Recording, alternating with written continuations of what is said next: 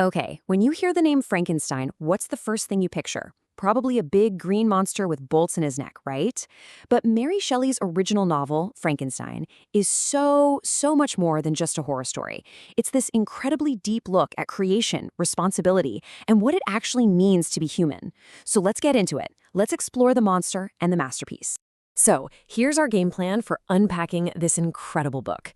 We're going to start with its absolutely wild origin story. Then we'll dive into the tragic plot and the characters at its heart. After that, we'll explore the big ideas and the really unique way the story is told, and we'll wrap up with why this 200-year-old novel is, believe it or not, more relevant today than ever. All right, first up, the story of how Frankenstein was written is almost as dramatic as the novel itself. It's a story that was literally born from a nightmare, one that Mary Shelley herself would later call her hideous progeny. Get this, the entire concept for the book came to Shelley in a dream.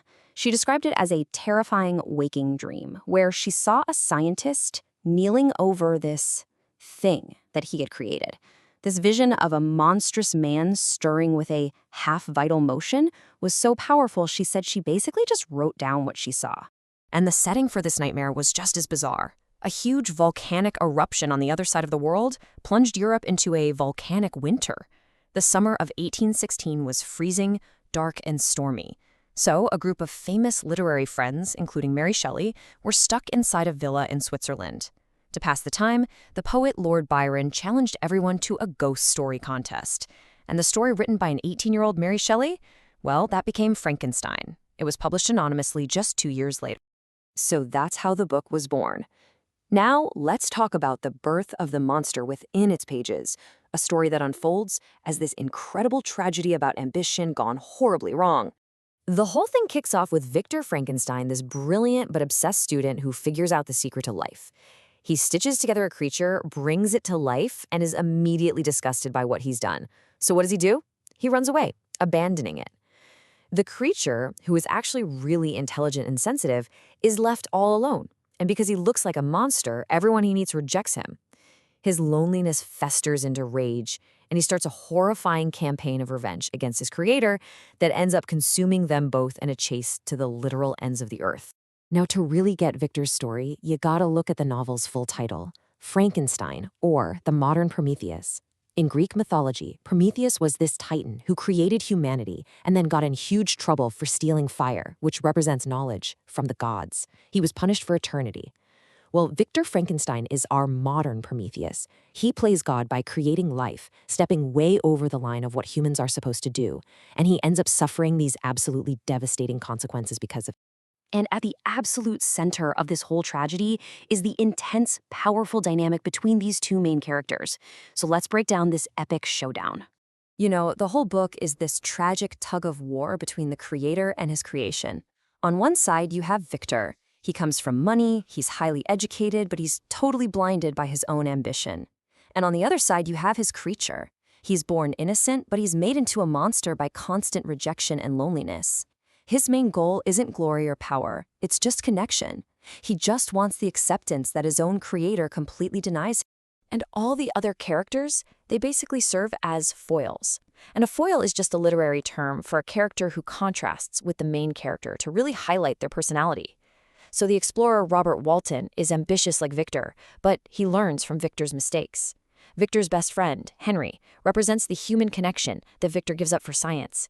And his fiancée, Elizabeth, she symbolizes the beautiful, simple life that Victor's obsession completely destroys. So, from Victor's point of view, his entire life story is this huge warning. It's filled with nothing but regret. He's basically saying, don't be like me. Look how dangerous ambition is, framing the very act of seeking knowledge as a mistake. But then, the book immediately hits you with the creature's side of the story. And his argument is powerful. He says, I'm not evil because I was born that way. I'm evil because you all made me this way. He argues he was born good, but that humanity, starting with Victor, taught him how to be cruel through constant hatred and rejection.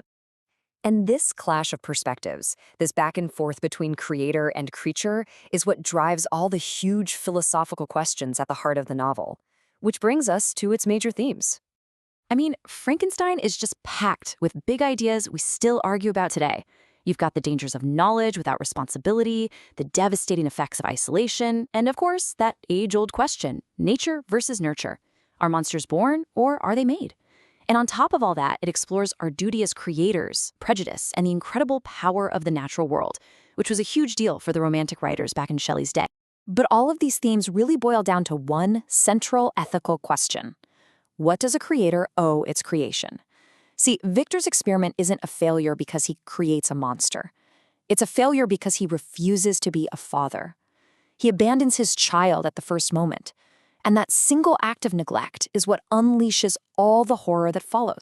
So not only is the story itself totally compelling, but the way Shelley tells it is incredibly clever and innovative. This is not your typical straightforward narrative. The book is what's called an epistolary novel. It's a fancy term that just means the story is told through documents, in this case, a series of letters. This structure makes this unbelievable story feel a lot more real and personal.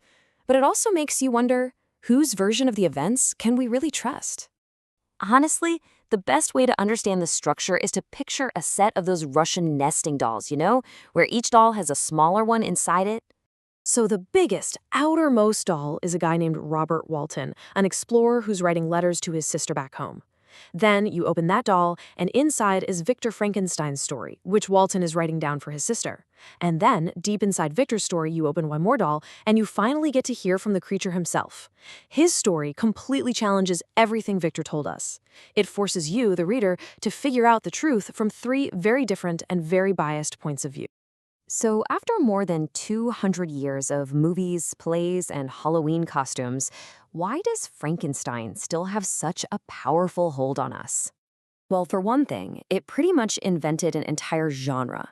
By making its horror come from a science lab instead of ghosts or magic, Frankenstein is considered by many to be the very first science fiction novel. It taught us to be scared not just of the supernatural, but of what we ourselves could create through science. And that makes its central questions more urgent now than ever. I mean, think about our world of artificial intelligence, cloning, genetic engineering. Shelley's novel forces us to ask the exact same questions today. What are our responsibilities to the things we create? When does the search for knowledge go too far? Where do we draw the line? In the end, Frankenstein endures because its warning is truly timeless. It's this powerful, lasting reminder that our actions always have consequences, and that the pursuit of scientific progress can never be separated from responsibility, humility, and just plain thinking ahead.